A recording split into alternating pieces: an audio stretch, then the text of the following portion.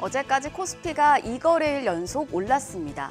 사실 이틀 동안 상승폭이 그렇게 크지 않고 지루한 박스피 장세가 이어지고 있죠. 하지만 투자자들은 오히려 이 시기에 성장성이 있는 종목들을 탐색하는 분위기입니다. 어제장 모멘텀이 있는 쪽에 선택과 집중이 이뤄진 시장이었습니다. 그럼 어떤 업종의 시장에 매기가 쏠렸는지 전일장 분위기부터 보겠습니다. 중국의 부동산 위기 우려가 잦아들면서 아시아 전반의 투심이 개선됐고 우리 시장도 영향을 받았습니다. 코스피 외국인의 투심이 쏠리며 0.81% 상승, 2,580포인트 회복했고요. 코스닥은 약보합으로 920선 아래에서 장을 마쳤습니다.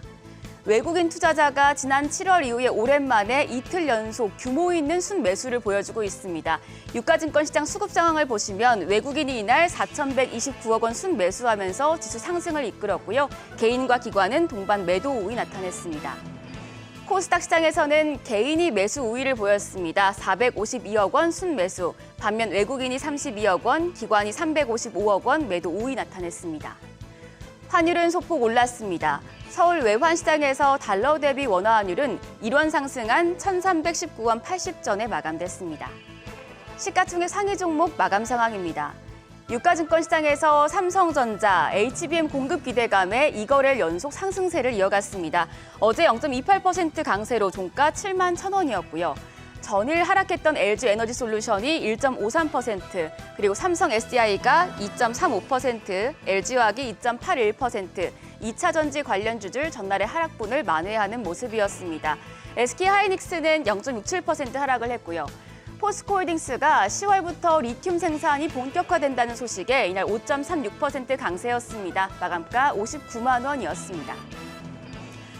코스닥 시총 상위 종목은 좀 순위 변동이 있었습니다. 에코프로가 5.77% 하락하면서 111만 1,000원으로 2위로 내려갔고요. 에코프로비엠이 이제 다시 시총 1위가 됐지만 약보합으로 마감했습니다. 0.32% 하락하며 종가 30만 7,500원이었습니다.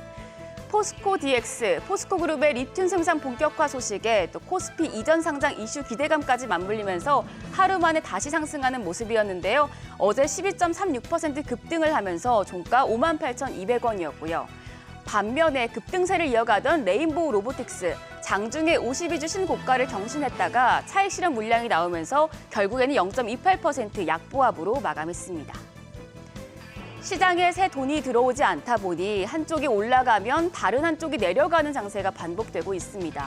어제는 로봇주를 필두로 유가 그리고 우크라 재건과 모듈러 주택 같은 SOC 관련주, 반도체 업종 등이 상승했습니다. HBM 관련주는 전일 급등했다는 피로감에 하락을 했는데 이 삼성전자의 HBM3 시장 확대 호재가 IT 하드웨어 쪽으로 옮겨가는 순환매가 연출되기도 했습니다. 어제 시장이 선택하고 집중한 업종은 바로 로봇주였습니다. 삼성과 한화, 포스코 같은 대기업이 로봇 사업을 확대하겠다고 발표하면서 로봇주에 대한 성장 기대감이 커졌습니다. 이제 지난주에 삼성전자가 AI를 적용한 휴머노이드 로봇을 반도체 생산 공정에 투입하는 방안을 검토 중이라고 했었고요.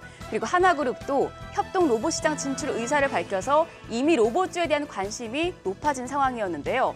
어제는 농기계 회사인 대동이 포스코 공정연구소와 로봇 관련 업무 협약을 맺었다는 소식에 주가가 상한가를 경신하기도 했습니다. 그 밖에도 이제 두산 로보틱스 등과 정밀 감속기 양산을 논의하고 있는 SBB테크가 23.6% 급등을 했고요. 삼성전자와 LG전자, 레인보우 로보틱스의 감속키를 납품하고 있는 SPG도 두 자릿수대 상승률 보여줬습니다. 이 로봇 업종은 하반기 모멘텀이 충분하기 때문에 당분간 주가 강세가 이어질 수 있다는 전망이 나옵니다.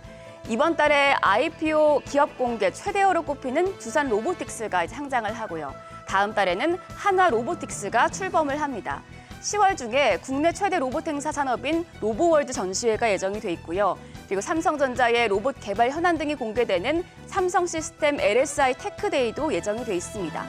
또 여기에 더해서 하반기 중에는 정부가 로봇 관련 정책이 담긴 첨단 로봇 산업 전략 1.0도 발표할 계획이라 로봇 업종은 계속해서 예의주시하셔야겠습니다.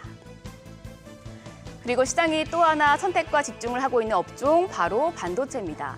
우리 수출의 버팀목인 반도체 수출이 86억 달러로 전달보다 16.2% 증가하면서 점차 반도체 수출 개선 흐름이 나타나고 있습니다. 대신증권에서는 이런 수출 모멘텀 회복 기대에 더해서 삼성전자가 HBM 시장에 뛰어들면서 삼성전자와 SK하이닉스의 동반 수혜가 확대될 것으로 기대했습니다. 그리고 KB증권은 삼성전자를 목표 주가 9만 5천 원까지 내다봤는데요. 삼성전자는 HBM 설계부터 생산, 2.5D 첨단 패키징까지 일괄로 생산하는 턴키 체제를 구축하고 있어서 앞으로 공급이 부족할 것으로 예상되는 HBM 시장에서 점유율을 크게 확대할 수 있다는 전망이고요. 또 내년에 HBM3 고객사가 최대 10개까지 확대될 것으로 예상돼서 4분기부터는 삼성전자의 주가가 HBM 프리미엄 구간에 진입할 전망이라고 밝혔습니다. 어제 HBM 관련 업종들 일부 주가 약세를 보이긴 했지만 삼성전자와 SK하이닉스 그리고 여기서 연결되는 HBM 테마주들까지 체크하셔야겠습니다. 어제 올랐던 HBM 관련주들입니다. C랩이 10.36% 급등하며 17,580원, 자비스가 2.87% 올라 4,125원에 마감했습니다. 그밖에 칩셋 미디어도 2.7% 올랐고요. 오픈엣지 테크놀로지 2.3% 강세로 종가 2만 50원이었습니다. 여기까지 전일장 복귀하면서 선택과 집중이 쏠린 업종들까지 체크했습니다. 그럼 화요일장 개장도 머니쇼와 함께 힘차게 시작하세요.